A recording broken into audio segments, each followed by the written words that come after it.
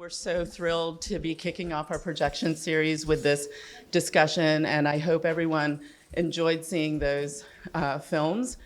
Fascinating for me. Anyway, without further ado, let me introduce my colleague Megan, who will introduce our panelists. Thank you again, Genevieve. Thank you all for joining us for the Generations Speak Projections discussion at Sag Harbor Cinema that brings together a panel of distinguished members of the Eastville Community Historical Society who will discuss the ways in which generational knowledge is preserved, passed down, and celebrated. Again, my name is Megan McGinley, and I'm the Director of Education here at Sag Harbor Cinema. The cinema designed the projection series as a community outreach platform for regional nonprofit organizations, one that centers education and connection. Through the projections platform, we hope to amplify voices, begin and continue conversations, and cultivate community. First and foremost, I'd like to introduce our esteemed panel. Dr. Georgette Grier-Key is the Executive Director of the Eastville Community Historical Society. Georgette is a National Trust for Historic Preservation Diversity Scholar and Arcus Fellow. She is also the public historian and curator for the Incorporated Village of Port Jefferson's Drowned Meadow Cottage Museum, a founding member and lead organizer of the Pierce Concert Action Committee, a diversity fellow with the Nation Trust for Historic Places, and a professor of history at CUNY Medgar Evers College in Brooklyn, New York. Welcome, Georgette. Michael A. Butler is the Cemetery Preservation Director at Eastville. Michael is also a renowned, intuitive, self-taught painter whose paintings tell historical and mythical stories. In addition to his art, Michael is a historian and humanitarian whose family has called Sag Harbor home for 7 generations. In 2022, he was appointed to the Board of Trustees at John Germain Memorial Library, and he has held president, vice president, and recording secretary positions at the Eastville Community Historical Society over his 20-year tenure. Welcome, Michael. Harriet Simons is Eastville's Education and Volunteer Director. Harriet was born and raised in Charleston, South Carolina, and spent most of her childhood summers living in New York City with extended family. She's a proud graduate of an HBCU, Howard University, which she attended during the seminal and turbulent 1960s. Harriet is currently a retired educator who spent many years as a learning consultant and member of a multidisciplinary team of child study specialists in a large urban school system. I'll now welcome Harriet. I'll now pass the microphone to Georgette, who will begin our discussion. Thank you, everyone, for joining us today. Hello, everyone. Thank you for being here. We're very excited to share this history. I see many familiar faces, so some of you may have known some of the history, and hopefully you learned something new. For us, we want to continue the legacy, and it's so great to see the continuum from our founders. And a lot of what was said in the film, I feel we are still struggling to do some of it. We are continuing the legacy. I don't know if you have driven past our building. We are currently looking to redo our historic roof, which has to be cedar. So as you can imagine, it's very expensive. But I think the significance of that building means so much more than what you really know. I was a little emotional watching the film because some of the people that were in the film are no longer with us. And there were a couple of laughs as if this was a comedy. And so just having a front seat to the elders and see how they do things. And none of them were professionals at this job or in the field. They did it because there was a need and there was a lack of inclusion in the preservation system that was existing. So they stepped up to preserve a place, not just a place, the stories of the people that lived there and the continuum of the people who built the Sands community. And so for me, I think it's important that we recognize them. We still have Marjorie Day is with us, and Michael has spoken to her, and she's still one of the greatest supporters for Eastville. And we also have Kathy Tucker still with us. So it's great that they're still with us, and we're trying to work hard to continue the legacy that they left for us to uphold and sustain. I guess at this time, with just some opening remarks from Michael, and then we'll have opening remarks from Harriet. Well, I shared the same sentiment. Georgette, looking at some of the photos, the video, I got a little sentimental seeing all the people who have passed away no longer with us. I mean, I knew a lot of them. They were my neighbors, friends. In the early days, we met at one another's homes before we had a space of our own at the Heritage House. And in between that, we met at St. David's Church. But just one slight correction, I've actually been involved with Eastville since probably about 1986. So it's I think it's closing in on 40 years now. I've been serving a lifetime sentence there, and I think I'll probably continue there for the rest of my life. I mean, I live right there. My family summered there since the beginning, so it's home to me. Hi, as you could hear from the IO, I'm the layperson on the team. I did not grow up here as a child, but I did visit, and I started coming out to Sag Harbor as a young adult, where I would spend more time. And I became involved with Eastville basically because my aunt sent me down there and said, go help the ladies with the Harlem in the Hampton event. And these were ladies who were active with the Eastville community and been not necessarily the founders, but they were very early on with the group. And so I was sent down, and I did as I was told, because at that time I was the youngster, and I can't believe I'm now the senior citizen and the elderly person. But I became involved, and I saw that they had a sincere interest in preserving and maintaining the history and then cultural contributions of people in that community. And so little by little, I just started becoming more and more involved and started getting active during the summer months when I was out here with my family with activities in Eastville. So. Thank you for that. So I also think that it's important for us to say, I always think about Michael, like, you know, he was a younger person too. And I think he tried to get away for 1 or 2 years, and we gave him a break, but I was like, we need you back, Michael. And same thing with Harriet. She often travels and has a really deep culture in South Carolina, which we share. We're both Gullah. And so she was doing a lot of history work down there. And as you know, Michael is a noted artist. And in the film, the last one, you saw his images in that film. And that's a part of what we have preserved too. We have oral history, written oral history from the earlier years. And we're able to look at those earlier histories and really present it back to the public. I think that it's important for us to really show that we've been a space that has been given back to the community. We've been a space where we give opportunity to artists and researchers to really come in and look at our archives. And a lot of the film that you saw, the last one, was a part of that, and it was really gratifying to see it come together. Another film that we worked on and used our archives and many of our people is a series called Home. If you have Apple TV, it's called Home, and it's a season 2, episode 5. You'll see more of the history there. And I think Michael has done a really great job at telling that history through his artwork. And so, Michael, you want to talk about that? Sure. Well, I'm working also with Sylvester Manor, Donna Marie Barnes, but my love, of course, is with Eastville Historical Society, in which I'm trying to reinterpret or reimagine the lives, histories, the life stories, the family connections of people who there's very scant documentation of who they were.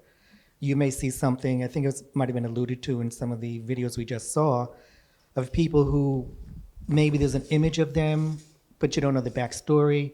There may be the backstory, there's no image. So I try to just reimagine and reinterpret that. So one of the paintings you saw in the third video was my rendition of the actual construction of the Eastville Community Historical Society Heritage House, which, as Joanne Carter mentioned, was brought as a, what did she say? Catalog house, right. Sears Roebuck Catalog House. And the idea was it came by truck or by train and then was unloaded at the site. And people in the community would get together and would construct the building. So involved in that were my mother's cousins-in-law, the Reed family. And if you remember a black and white photo of a family sitting on a little front porch, one of them was holding a little round-faced, cute baby. That was the Reed family. And I believe the house they were living in at the time was actually the Plato house. So what my painting does, it reimagines the building of the Heritage House, and it's called Lunchtime at Lipman's. Sorry, that was the name of the family, the Lipman family. And it was lunchtime, and so they didn't show the whole image, but there are people coming in with lunch buckets and children and wives, just making an afternoon lunchtime period of it while the men are taking a break from their labors. So that's just one of the many stories that I do. Then I have done Mary Parker Goes to Town, and she was a local lady, African-American, who made candy at home and would take it downtown in a baby buggy and sell it to the different stores downtown. Now, some of the owners of the Lipman home were also candy makers, and we have a small document of that portrays, that actually states that. So I try to interweave all of these connections in these stories. You know, there's multiple generations, multiple neighbors, and timelines as well. So that's basically my thrust in what I'm currently doing. Well, and when I think about preservation, I always say, and Sarah's here, who's been a colleague on the front lines with me, but preservation, the P stands for people too, not just the place. And so telling the stories of these people are very important. And not often do we get to see the whole face of an individual, which makes up, when we were looking to complete the sands, one of the questions that we asked, how do you get across the sense of community? What is that? What does that mean? And so that's been really important to us, focusing on that word, community. And so in our collections, we have collections of tintype and albumin cards. We have Sabina Streeter, who worked on a project with us, reimagining some and romanticizing, I always say, some of our images. We also have collections of rare manuscripts. We have films, we have art. We also have quilts. And what we've been doing previous years, we had our art camp where we had students come and work with them, and coordinating some of the education and tours is what Harriet works on. And so we're really trying to bring that back. Harriet, you want to talk about some of your experiences with the tours and students? Well, again, as I said, I started with the Harlem in the Hamptons, and I went from there to start working with the summer camp program. And so I would work with, we would have artists come in, other craftsmen, and they would do certain projects with the young people during the summer, and I worked with that. It's not on. Now, oh. There we go. I thought it was off. Once again, I said the layperson, the amateur, is sitting in this seat. Like I said, I started working with the Harlem and the Hamptons, which is an event they had, and most of the people who were involved with that were former school teachers, and so they, were interested in, again, sharing information, educating others to the community, to the rich history in the area. And we went from that to the summer program and camp, as Georgette said, with the young people. We had students come in from, of course, the Bridgehampton Child Care Center, where we've done projects with local artists. David Martin from the Shinnecock Reservation was, as you wanted to say, I hate to say, artists in residence. I mean, really, they elevate us, but he worked. We've had ladies come in as Georgette mentioned, the quilting. We had exhibits on the quilts, and some ladies, I'm sorry, I really don't remember which group. I think they were just really kind of independent, a little social group. And they came in very generously with their sewing machines and their quilts and made quilts with the children during the project. So I worked on that. And of course, doing walking tours with different groups just around, because I actually came late to history, so to speak. I was one of those folks who, oh no. You know, but again, between working with Eastville and being involved and also going to my home originally, which also is a city that has lots of history, I started drawing the connection between the two. Both of them are port cities. They're water, they have a long history and really varied culture, events and activities and history. So I was able to connect the two, and I find that I'm continuing to learn, and as I work with Eastville. So I don't know how we're doing on time, but I think looking at the film, we're okay. One of the things, a lot of things, we have some of the history we have researched, and because of technology and time, we have more information on that. But Michael, you want to clarify the boundaries of Eastville, kind of the loose boundaries that we talk about for people who don't know? Well, yes, I've heard so many different boundary lines for Eastville area. At one point, people said it started at Germain, and then went all the way in to the end of the village. And let me say one thing else. Eastville was not always called Eastville. It was called Snooksville originally, after a European family that owned a large amount of property in the area. But over time, they had some economic difficulties and started to sell off the lots to various people. And the people who were buying them, a lot of them were formerly enslaved people from New York. And you'll see some of the names that will come over from the North Fork, from Southold or Shelter Island, such as the Ward family, the aforementioned Hempstead family, and I can't think of some of the others right now, but they started to buy property in the Eastville area, so the boundaries sort of shifted. But as Wesley Karen was saying, maybe it was John Cook, it was always east of the village. It really was not considered to be prime area. It was not the mansions of downtown, Main Street, or anything like that. So again, the boundaries have shifted, but basically it now encompasses Eastville Avenue, Hempstead Street, Liberty Street, Hampton Street, and just that sort of, it's a rough triangle, I guess, but both sides of Eastville Avenue, because then you will go up to the church and the cemetery. And speaking about the cemetery, I wanted to say that, and it was mentioned also about the churches, a lot of them were segregated at the time prior to the establishment of St. David Amy Zion Church. Now, Kathy wasn't quite clear, but that church is the oldest church structure on its original site. So there are churches that may be older in Sag Harbor, but they were moved to their current site. Now, the cemetery developed because basically people of color were being buried in segregated portions of the cemeteries.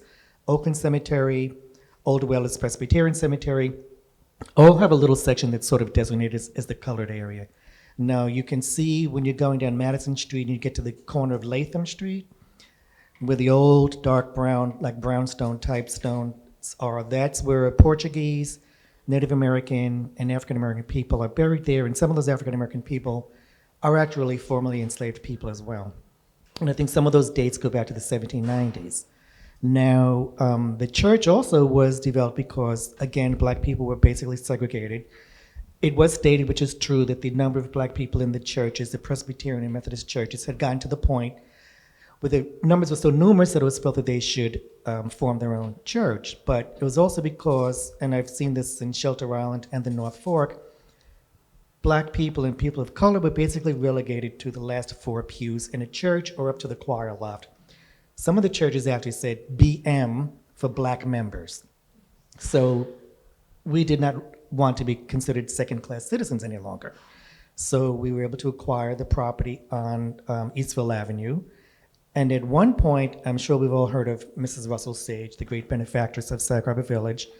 She actually, when Otter Pond was being constructed, there were a number of houses around that border. One of those homes, she actually had moved onto the property of St. David AME Church, where the parking lot is now. That was the home for the Reverend. But the problem with the church is that they always had a hard time either acquiring a permanent pastor there. Very often they had to import someone from Brooklyn or further western Suffolk. So it was always hard, and once the whaling industry started to die out, the congregation started to lessen as well. So over time, you'll see fewer and fewer members attending the church. I think there was a grand total of maybe 85 or something at one point, but over time it just diminished. So that's basically my little take on Eastville and the church. Great. And then just getting on the church date, I know a lot of the times we have this date of 1827 when slavery was abolished in this state. And sometimes when we talk about, well, why was there a need for an abolitionist pastor to come here in Sag Harbor in 1840, 20 some odd years, slavery was abolished. Well, we do see that there is some varying dates. If you talk to historians, most of them say that we don't see a full end to slavery as far as into 1861. If you know where we are, of course you do, this is one of the ports of entry for New York State. And because of that, there were international people who would be here, and they would be able to bring in their enslaved persons, right? And so there's a rule that if you're here more than 90 days or somewhat, you gotta go. What would they do? Get on their boats, go to sea, wait it out, and be able to come back right in. Other evidence that we look at in terms of slavery here is the fact that when you go to the church and you're inside, the church was built by whalers. And there is a bell in there that whenever we would give a tour, we would say, okay, who wants to be the lucky person to ring this bell? And someone would ring it. And one day we actually had someone who really knows about shipbuilding and ships. And they said, do you understand what that bell is? I said, no. He says, that bell is a bell for a call for help. And I was like, really? It makes sense. Or even on the side of our building, the name of that street is Liberty Street. And why is that? And if you even think about 110, it wasn't there historically. So there is a clear shot from the church down Liberty Street to the water. And so one of the things that we've had a hard time with is proving the Underground Railroad, because it's not like upstate. Yes, all along Liberty Street, the houses have trap doors, but we have to be truthful and transparent. Those trap doors could have been a root cellar. It could have been a place where they hid valuables, Even in the church, most people think that the hiding place is directly under the pulpit. Well, we know that part of the church, if you look at the building, the vernacular is not correct because there was an extension that was put on. And so we see that there is a hidden trapdoor, but it's in the back by a library. Earlier on, when Kathy had the state come to talk about the Underground Railroad, we had a person who was going to collaborate and, say, yes, it was there, and he got spooked. But not too recently, maybe 3 years ago, the national parks did a whole series where they understand now that the Underground Railroad included the waterways and how that looks. There is no real way to understand it.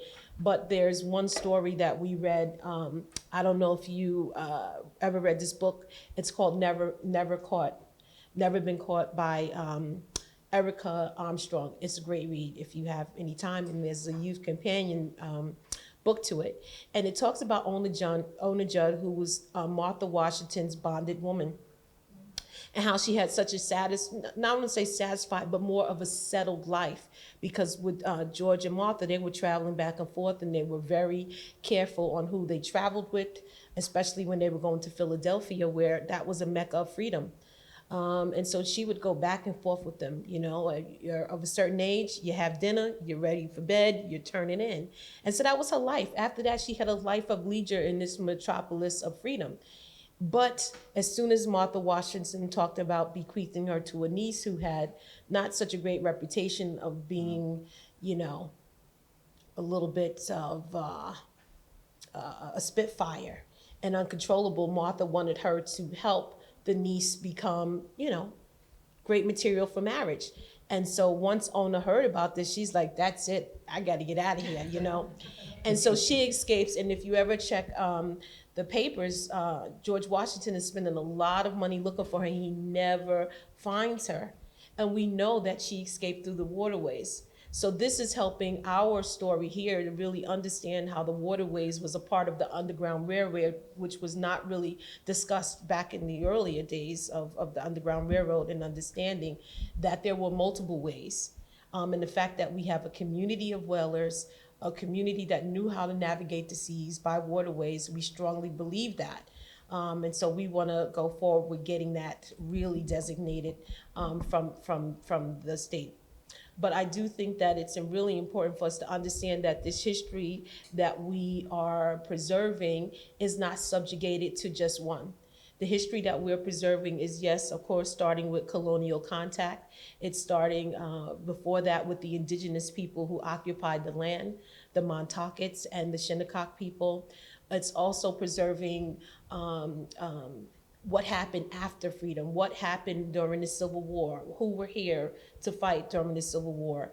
We have letters in our collection that talk about some of the Shinnecock residents who writes back and says, oh, I hope Lincoln, we win it. So we have letters like that. We have letters from the school district threatening Mr. Farrow because his daughter does not want to come to school. And he responds, of course, and says, you can't make me send my kid to the school because of A, B, C, or D. So we have letters like that. We have various images, but it's talking about the continuum of history that happened even up to today when we talk about the Sands fight. So that's the rich history that we have the power of telling. The residents that live here, like many that you've seen, when you think about Mr. Cook, or even if you think about Bill Pickens and that history, it's relevant to here. One of the things we also talked about in the designation form for Sands is the fact that a bus for the March on Washington was actually planned on the beach, right? So we have a vast history, and telling that history has been a part of it. But one of the things that we run into is the blanks and the holes where it just goes cold. Right? And so I know we've been working on that with many people. We talked about the great Donna Marie Barnes, who, let's not forget, yes, she works at Sylvester Manor, but she also belongs to Eastville. And so we've been working on that for a very long time, of trying to piece together these faces that are striking in our tintypes and armament cards, where you think about the relationship of the three cultures that are there. We talk about William G. Howard, which is a rising star in our story, because if you look at his images, you see, wow, they had trust for one another to be photographed in such intimate way. And one of the persons we point out is Lippman Johnson. There's two different Johnson families, but Augustus Johnson, where he basically had one arm. Right. But when you look at the photo, you don't see that. You don't see any impediments. He's just like looking very stunning. And so that means that this photographer also had respect for the community. He was the fire marshal for this area. So those are some of the stories that we talk about. More contemporary times, even now, we're so great to have an influx of young artists who are interested in understanding this story and a sense of place. And they are now reinterpreting some of the history. For instance, if you drive past our cemetery, you'll see that there's images on there. And that's their reinterpretation of what this area means. I think the importance of the work that we're doing is hard to do, but I think it's worthwhile. Yeah. I just wanted to backtrack a little bit to the whalers of color in particular. When they were sailing the seven seas, especially going to enslaved population areas, the South, before the end of the Civil War, they had to be issued what was known as a seaman's certificate, because if they were to stroll along the docks or whatever, they could easily be snatched up and sold into slavery. So they had to have a certificate, I guess it was issued by the owners of the company, that said this is a free person of color, you cannot enslave and blah, blah, blah. Because otherwise, especially going to someplace like Harriet's hometown of Charleston or somewhere else along the coast, or maybe even the Caribbean, they might just easily be re-enslaved or enslaved if they had been free altogether. So I just wanted to make that additional point because I think that's a good part of history. Again, because a lot of people don't even know that there were whalers of color or black whalers, but they also had to have extra securities in place so that they'd be able to ply their trade, do what they knew how to do. Yeah, I even think, Oh, go excuse ahead. me, just to Michael, since I had to, not defending my hometown, please. But to talk a bit, as Michael was mentioning about the certificates, in my area, enslaved people were often also navigators and on the water because, this was a port. Again, that's drawing the connection. And I know many of you have probably heard of the name Robert Smalls, who famously escaped by hijacking, if you wanted to say, the ship. That that was his job. He was a navigator. He was the one who takes the boats out to the harbor to make sure they get into open seas safely. And so he was able to use his knowledge and skill to actually escape during the Civil War and deliver the first Confederate vessel into the Union past Fort Sumter. I wanted to say that along with the certificates, often they had in Charleston area, they were issued actual shields, metal identification plates to identify that they were able to go in certain areas or they were seamen. And if anyone said the story of Frederick Douglass, that's actually how he was able to escape because they stole certification for him to claim that he was a seaman, and he was able to do that. So again, I'm just saying that I've been the history, and even though very different in some respects, there are a lot of similarities on how they use the waterways to escape.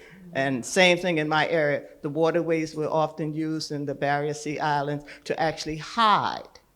For generations, enslaved people were over on these islands because they were often inaccessible, and so far they remained hidden, and culture and communities actually grew up.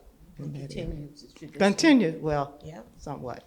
Well, and so when we think about all of these histories, they are so interconnectedly, connected in some type of way. The other thing, if you think about, we talked about the Amistad in the movie, and we are continuing the legacy of Amistad. And, sometimes when we talk about the history, we just wash it down a little bit. So we've been focused on making sure telling the truth from a factual place that actually exists. Over the summer, we did do a new marker for Amistad right on Culloden Point in the beach. We had a major event. If you want to check that out, you can look on it's also on YouTube, but Montauk website, Montauk Historical website, and also LTV, which was there to tape it with us. But it's important to think about dates here. When you think about Amistad, you see that it's nearing the 1839, 1840s, but then people don't really realize it was just not haphazard that they decided to take the boat over to Connecticut. Connecticut didn't end slavery till much after 1827, so they had better chances of going to Connecticut. And then if you think about Mr. Green, who was local, he actually was looking for his salvage rights of human cargo. So we don't talk about those type of stories, but this really shows you the nuance of slavery in the Northeast. But it also tells you how, if we were not here, history could be completely rewritten to take certain people out. And the other part of our focus is making sure that we are in a built environment. I know today everybody shops online, Amazon and all that stuff, but I've always been a person, I want to see it, I want to feel it, I want to try it on. It needs to be tangible for me. And so that's the same thing as place, right? If you go to a place, you can really feel what was going on, get a sense of the surroundings and understand it. Many of you know where we are right now has the title, in my quotation mark, the Hamptons. It wasn't always the Hamptons. There wasn't, it was a sleepy fisher town where people actually were working class people. But that's important to understand, that there is places where there is Black people. If you look at the AME Zion churches alone, even just on the East End from Quag all the way up, they're over 100 years old. But if you look in those communities, many people cannot afford to live there, and so they move on. And so the fact that we have this very American history, which just happens to have the subject of Black folks in it, is American history. And the fact that the Sands community in Eastville still exists, in most respects, especially the Eastville section, as one of the earliest integrated places in the country, the fact that it still exists is really important and noteworthy. Even if you think about the synagogue and the cemetery that's down the street, there's stories there that we don't often hear about. And so this history is something that we don't want to just be something that was in the past. We see what we do as looking, there's a African proverb called Sankova, and it's a bird that's looking backwards but with a forward motion. So that's Sankova. And that's how we look at what we're doing. We're looking to the past and bringing forth everything that was good, not forgetting where we're coming from to use it to move forward. And so that's when we talk about the generations and passing it down, it's really important for us to do that. I mean, that game of telephone, you start here, by the time it gets there. And sometimes it has felt like our history was like that game of telephone. But the more and more you listen to the elders, and now we have more technology helping us, because oral history hasn't always had a great reputation. People have thrown it away as, but no, all of the history that we've been told and the little clues that Kathy and others have left for us, more and more we're starting to be able to connect the dots. Sometimes records have been in private collections, which we haven't had access to. And so now that that's changing, we're able to put the pieces together. And some of this work has been done with the Plain Sight Project as well, which I'm an advisor on. And I think the region and our collective partners, so whether it's the Hamptons Art Network, whether it's the Long Island Historical Societies, I think that we have a region that is really focusing on inclusion of everyone's story. Do we have to, you want to go for question Q&A? Yeah, let's. Okay. Go ahead and open up the floor to questions. If you've written them down, I'll go ahead and collect them along with my colleague Ivona. Perfect. Any questions? Oop, and we have one that a gentleman is going to ask. The mic. Any other index cards? I don't have the examiners now. Okay, perfect. Here we go. We have 2 index cards, and he's going to ask for them. Okay. Michael, when I first came to Sag Harbor in 2000, we were looking for, my wife and I were looking for property, in the Eastville Society. We were looking for along Meredith Street and so forth. And we had a real estate agent, her name was Ida Lindsay. Oh, yes. Ida was there, and we went all over the area, but there was no inventory in that area. The inventory was we were looking for property either in Rhinebeck, New York, within a 100-mile radius of New York City. Now there seems to be a lot of inventory. Okay. Was that a degree of redlining at that particular time? Was the inventory closed down by the banks, until they made the property ready? Because now, and also as related to that, B. Smith was open and a lot of restaurants was open, and there seemed to be a lot of Black folks in the area walking the streets, having a good time, using the restaurants and so forth. I attribute that to the existence of Eastville and the Sands community and also visitors. But now that seems to have shut down, and sometimes it's uncomfortable to walk through the streets of Sag Harbor because it doesn't look the same to me when I first moved here. But maybe I'm just blind to what is really happening. So can you speak to that? I understand the feeling of isolation when you're walking downtown. When I was growing up here, there were many more Black people who felt more included in the village, what goes on here. Sometimes I feel like people looking at me as an anomaly. But yes, Ida Lindsay probably did not have a large inventory at the time because there may not have been much available. I think generationally what is happening, and why you may see more available, is that as that older generation has been passing away, the next generation down either cannot afford to keep the property, they're living elsewhere, or they just don't have the interest, or there may be siblings that have inherited and one wants to cash out, one wants to stay, but the one who wants to stay cannot afford to buy that property.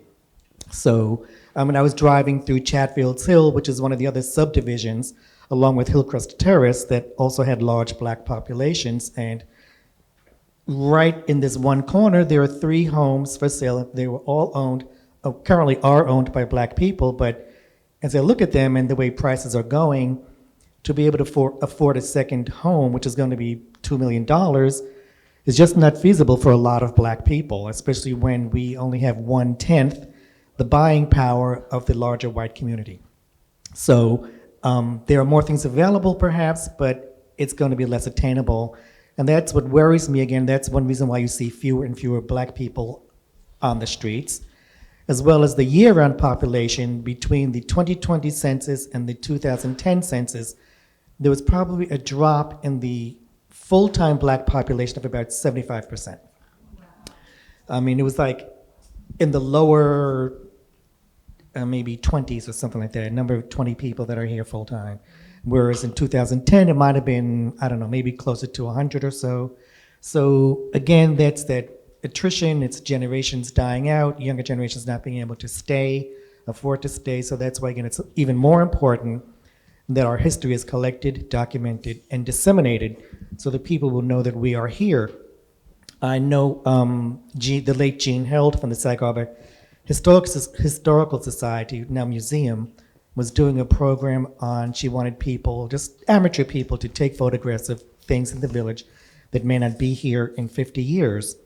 So my contribution to that project was I took the signs in front of Azurest, Nineveh, and Sag Harbor Hills that say, established as an African American community, because in 50 years, those signs may no longer be there. While the history will be relevant, the current landowners of that place may not want to be identified as such.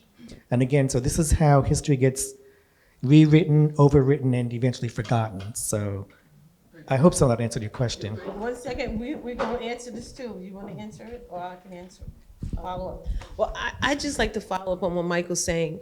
I think it's really important that if you, I think that not just us as a community, I think we also need to require our local government to do more. I know buzzwords get very dangerous because as soon as someone doesn't like it, it goes away. Like I'm sure all of you know what DEI is, and now that's under attack. And part of the work with DEI, a lot of my friends who are scholars in that field is, we can have check boxes, right? Oh, yes, we have one of these, we have one of those.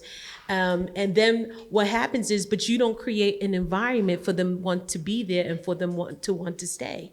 And so it doesn't matter if you continue to get these check box, if it's not conducive for them to be there, to not just be there, to also succeed and thrive. It's not going to happen.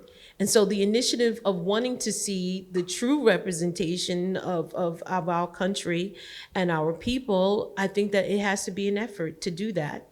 And unfortunately, it falls on the hands of not even a small, we're like a mustard seed nonprofit organization with not even an inch of a budget to be able to do so. And so when we did the SANS nomination, that was part of it.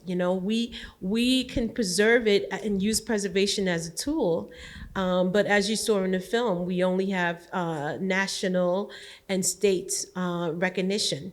I see a few of my colleagues here who are also working on projects that are worthy of preservation. So I think it has to be a larger effort in order for us not to disappear, to be able to do so. The other thing is, we do have one of our images of Lippman Johnson in the National Museum in Washington.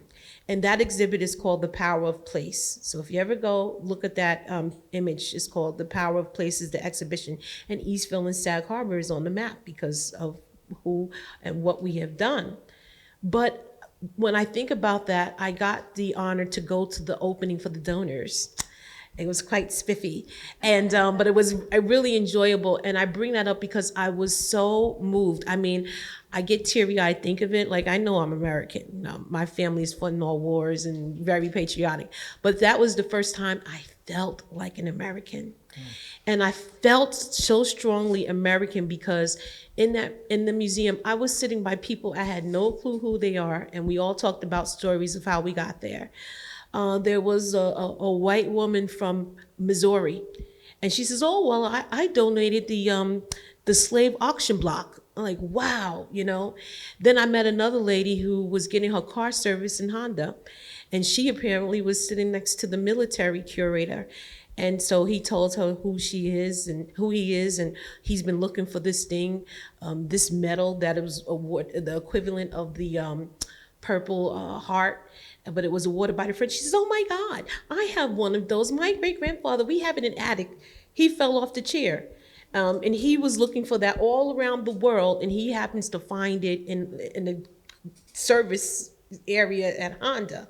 And then one of our residents that live here in the Sands community, he donated the longest running written record. It's like a weird document. It's this way and it's long. He donated that.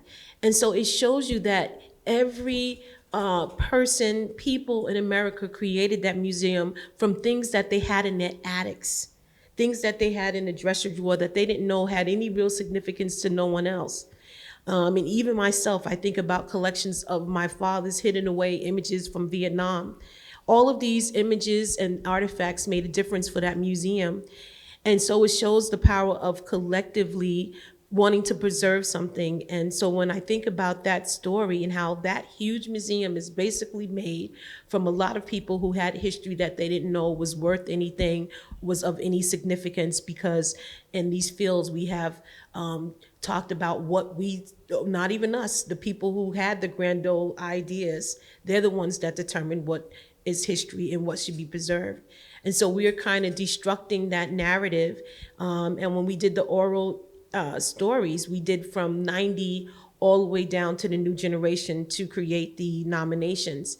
And a lot of times we were also educating our community, saying, do you understand, like, do you have any idea what it would have meant in the 1920s to come way out here before there was no LIE, there were no streetlights, and there was an active KKK, and there was no there wasn't any housing laws that could protect you, and they're here coming all the way out here to buy second homes because they wanted to have access to respite, because pools in the inner cities were being filled in with seamen if you dared to jump in, or lye being poured on you. You know, those are the stories. And so they say, wow, they did all of that. You know, so we don't always talk about it, history in that way. We think it has to be some extraordinary person. And it's the opposite. These are everyday individuals that just happen to do something extraordinary or survive and be able to tell the history. And so being in the museum and our collections and the people that we come across now, that's what is significance of this story. And so when we were doing that, I think it revived the younger generations who grew up in a place where they did not know segregation and felt that I don't have to live in a place because it says historically African, I can live anywhere. And that is very much true. But the sacrifice that was made for your regular safety, for you to be an individual of who you are without being subject to labels, or feeling that you're not worthy to swim in the pool, or where you can walk by your neighbors and say, good morning, hello, how are you? And so that's really the heart of it. The heart of the matter is that these were individuals who just wanted something for their family.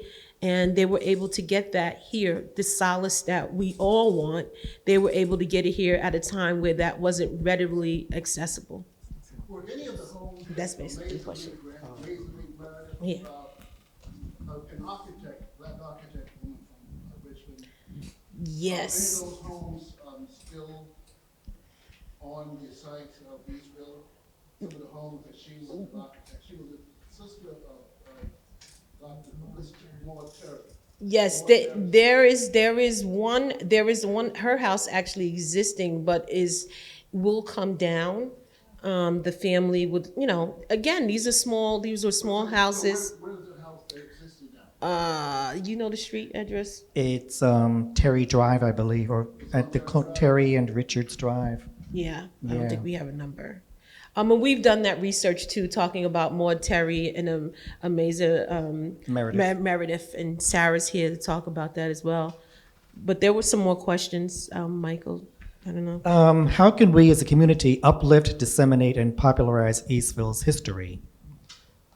Well, I think that probably continuing to have more programs like this, spreading the word, coming out and supporting us whenever we're having an event. I mean, how many of you know that currently Eastville has a exhibit at Bay Street Theater, a collaboration? So, go and attend that, please. And We have other stuff going on. Yeah, We talked about, Amistad this year, we wanted to let you know it's a big thing where we are bringing back the vessel to Montauk. So look forward to that in August. I did just do a podcast on Amistad with New York History Minute with our state historian.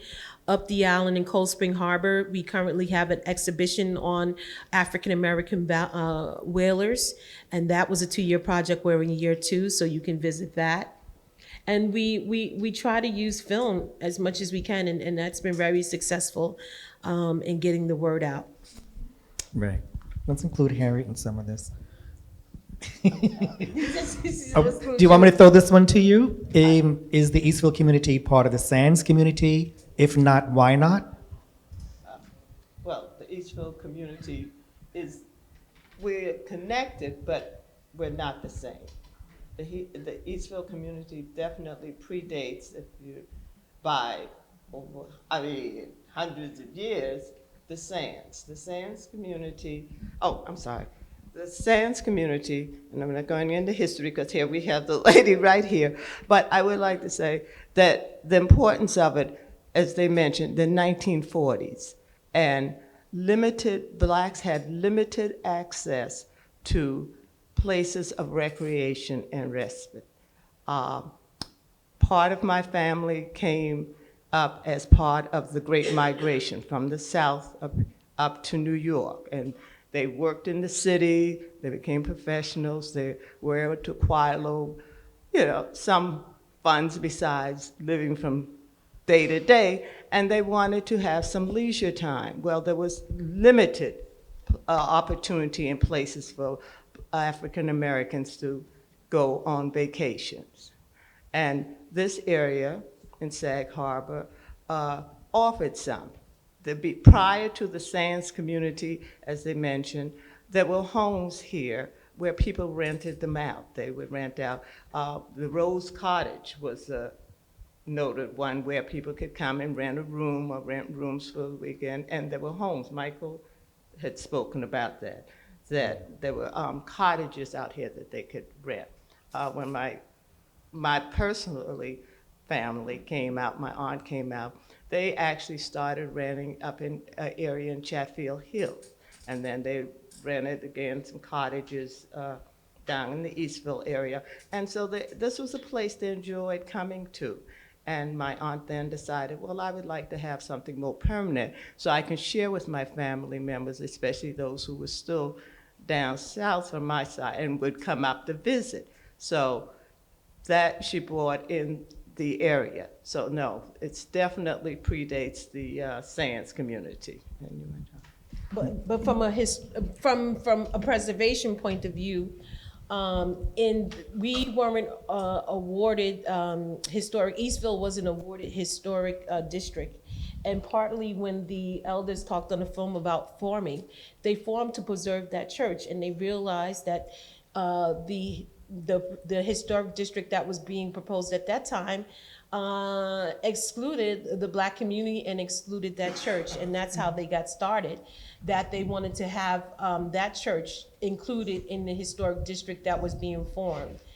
It took a lot of years for them to fight to be included because it stopped a block before, which was still be basically considered east of the village, but it stopped a block before Eastville Avenue. And so that's really what helped them propel and say, we got to do something, we got to be in this fight.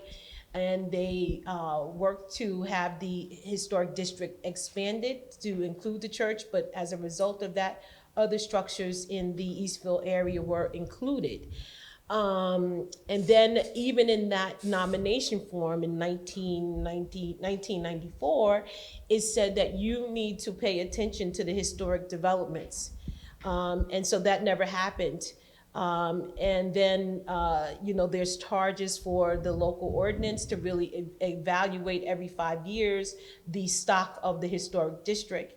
Unfortunately, didn't happen, and then we start to see a lot of activity in the early 2000s of properties turning over.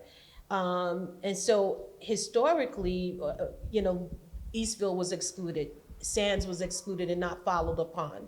I still feel that when we went for historic designation, that I was strongly against creating a new historic district. I was for having that included in the Sag Harbor Historic District, which I think would have been right.